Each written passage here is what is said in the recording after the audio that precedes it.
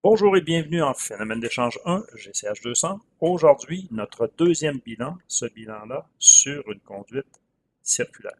Une conduite circulaire verticale. Ok. Donc, ici, on a donc la coordonnée Z. Là, on ne travaille plus en coordonnées X, Y, Z, mais on va travailler dans des coordonnées qu'on appelle axes symétriques ou cylindriques. On a Z et R, et où on considère que θ est uniforme. Il n'y a pas de variation dans la direction θ, ce qui est tout à fait une bonne hypothèse pour un écoulement de ce type-là. Donc, vu que le momentum il est dans la direction Z et que le momentum, donc la vitesse, varie selon R, notre élément de volume est choisi dans la direction R. Donc, on a une épaisseur delta R ici et cette partie-là, -là, c'est notre élément de volume. Le flux va entrer ici, le flux va sortir là. C'est là-dessus qu'on va faire notre bilan. D'accord? Donc, allons poser notre bilan comme on l'a posé dans la section 2. Donc, on a le bilan qui entre en Z égale à 0. Ça va être quoi? Phi ZZ en Z égale à 0, multiplié par la surface de l'élément de volume.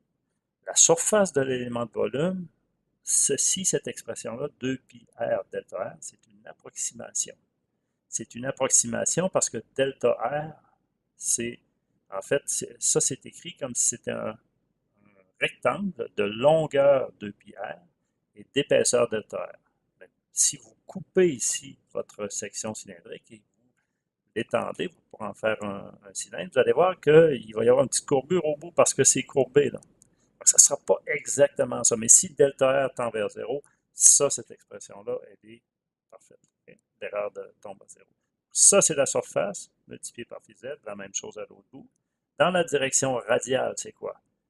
2pi r L, la surface, donc le périmètre multiplié par la longueur, multiplié par phi, cette fois-là, rz.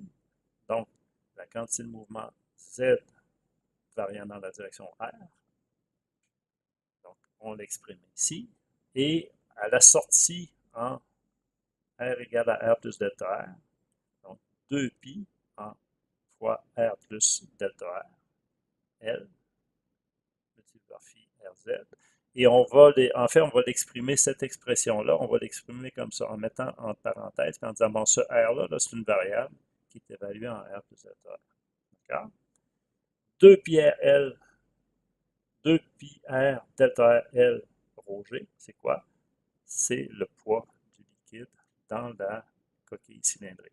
Donc, les flux entrants plus la, le poids. On met tout ça ensemble dans une équation et ça nous donne l'équation 2, 3, 6. Donc, on additionne, c'est-à-dire on soustrait ce qui sort de ce qui entre, on soustrait ce qui sort de ce qui entre, on ajoute la gravité et ça nous donne 0 en état de réchauffement. Maintenant, on divise ceci par quoi? Par 2pi L delta R, pas par 2pi R L delta R.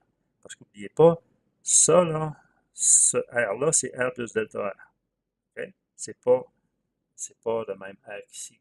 Donc, si on divise par 2pi R L delta R, ici, cette expression-là va changer. Là. Ça, il faudrait insérer là-dedans R plus delta R. Donc, on divise simplement par 2pi L delta R et on prend la limite. Donc, ça me donne quoi? La limite de ceci est égale à droite, c'est pas fonction, donc on a directement ceci.